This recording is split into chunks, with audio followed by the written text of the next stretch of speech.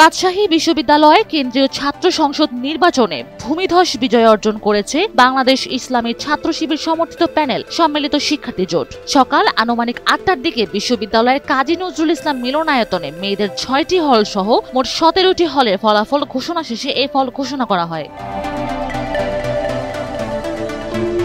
Bundle থাকলে প্রতি সেনমানিতে টাকা বাঁচবে। বিকাশ সেনমানি বান্ডেল কিনে জিতুন প্রতি লেনদেনে।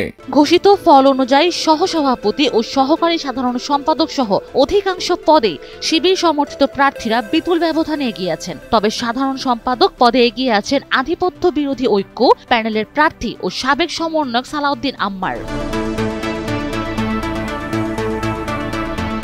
রাতভর বিভিন্ন হলের প্রকাশিত ফলে দেখা যায় ভিপি পদে সম্মিলিত শিক্ষার্থী জোটের প্রার্থী মোস্তাকুর রহমান জাহিদ পেয়েছেন ১১,৮১১ ভোট, যেখানে তার নিকটতম প্রতিদ্বন্দ্বী ছাত্রদল সমর্থিত প্রার্থী শেখ নূর উদ্দিন আবির পেয়েছেন ৩,৩৯৭ ভোট।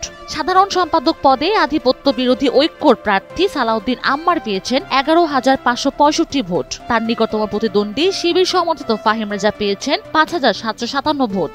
এদিকে এজিএস পদে সমর্থিত শিক্ষার্থী জোটের এস.এম. সালমান সাব্বির পেয়েছেন ৬,৯৭১ ভোট, আর তার নিকটতম প্রতিদ্বন্দ্বী ছাত্রদল সমর্থিত জাহিন বিশ্বাস এশা পেয়েছেন ৬,০৯১ vote. Sanjida Afrin, NTV online.